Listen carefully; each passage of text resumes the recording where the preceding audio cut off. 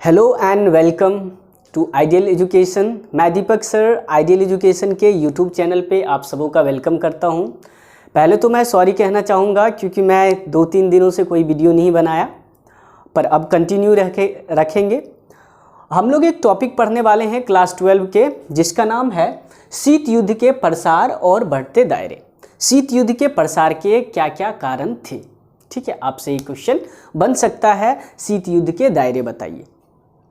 शीत युद्ध के दायरे का पहला कारण था ट्रूमैन सिद्धांत और मार्शल योजना। ट्रूमैन सिद्धांत और मार्शल योजना दोनों अमेरिका यूएसए ने लाया था।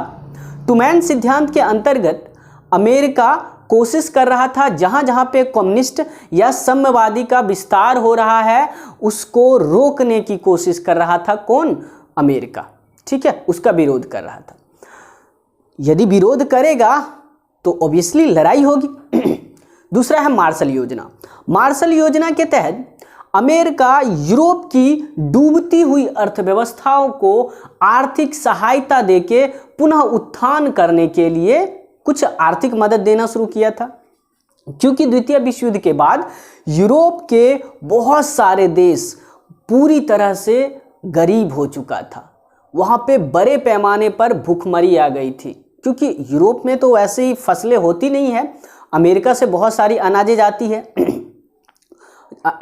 तो इस तरह से अमेरिका कोशिश कर रहा था कि यूरोप की जो अर्थव्यवस्था डूबती जा रही है या यूरोप में जो गरीबी, भूखमरी, बेरोजगारी व्याप्त हो रही है उसे कम किया जाए या पुनः यूरोप की अर्थव्यवस्थाओं को उत्थान किया जाए। इसके लिए मार्शल योजना बनाया और यूरोप को आर्थिक सहायता देना शुरू किया। क्या अमेरिका ने सिर्फ यूरोप की अर्थव्यवस्था को बचाने के लिए आर्थिक सहायता दिया?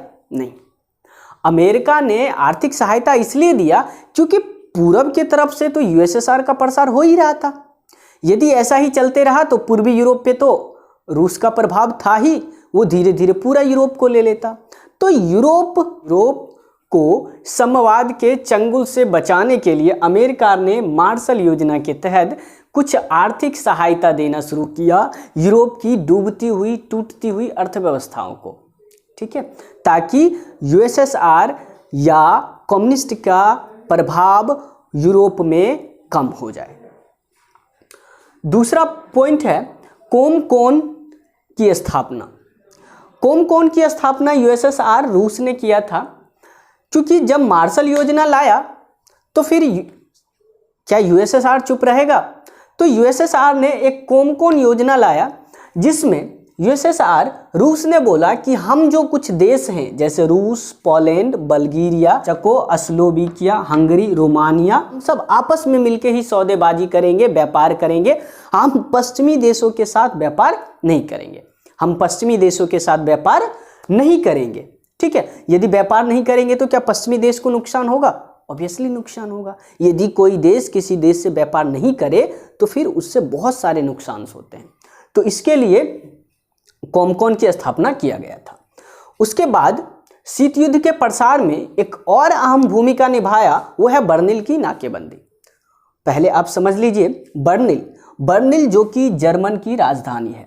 द्वितीय विश्व युद्ध के बाद जब जर्मन आत्मसमर्पण किया तो जर्मन के आधे हिस्से पर यूएस, अमेरिका, ब्रिटेन, फ्रांस कब्जा कर दिया।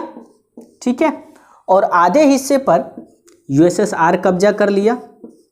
ठीक है, बर्लिन जो जर्मन की राजधानी है वो पड़ता है यूएसएसआर के हिस्से में।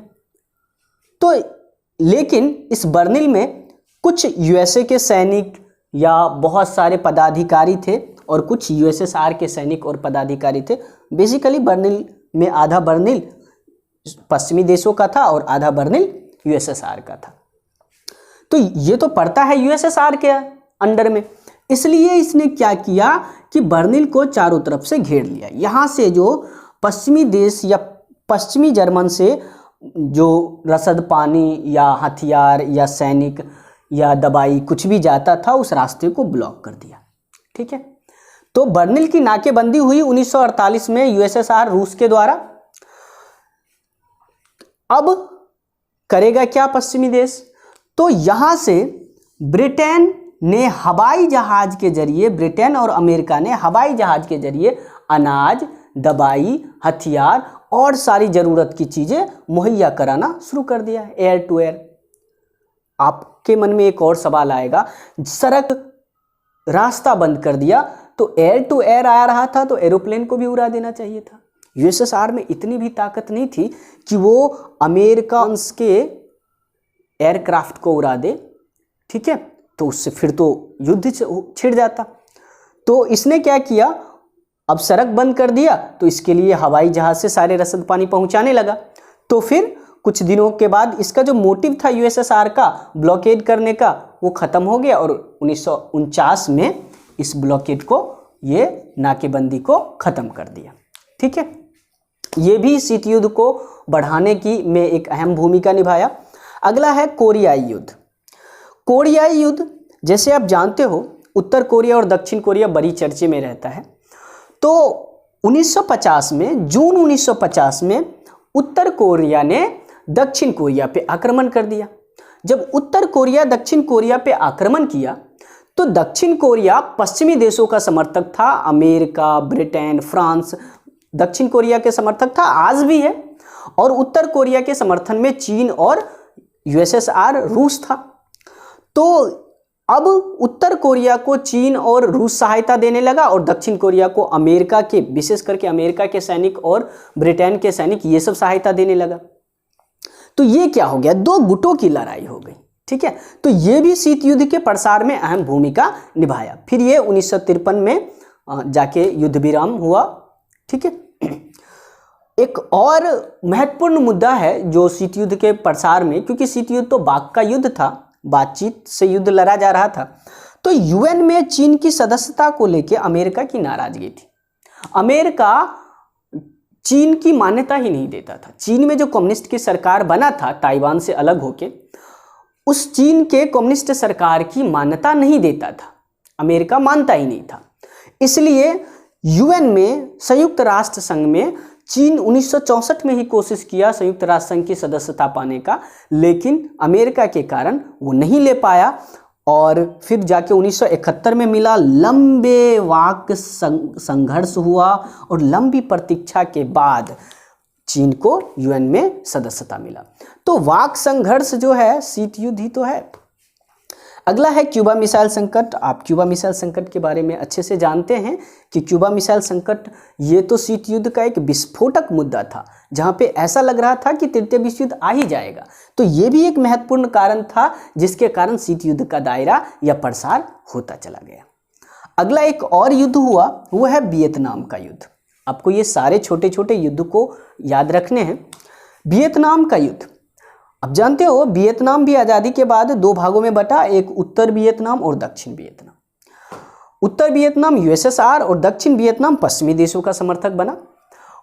अब किया क्या अमेरिका 1964 में इस युद्ध की समाप्ति के लिए, क्योंकि यहाँ का एक प्रमुख नेता था हो ची मिन्ह, ये 1943 से लेकर 1969 तक रहा। ये कम्युनिस्ट विचारधारा का था, कम्युनिस्ट का समर्थक था और यही नेतृत्व कर रहा था उत्तर वियतनाम का। तो अमेरिका ने 1964 में यूएसए ने 1964 में उत्तर वियतनाम पर बड़े पैमाने पर बमबारी, हवाई बमबारी करना शुरू किया, हवाई जहाज से बम गिराना शुरू कर दिया। इससे क्या हुआ, यूएसएसआर तो उत्तर वियतनाम का समर्थक था, यूएसएसआर नाराज हो गया।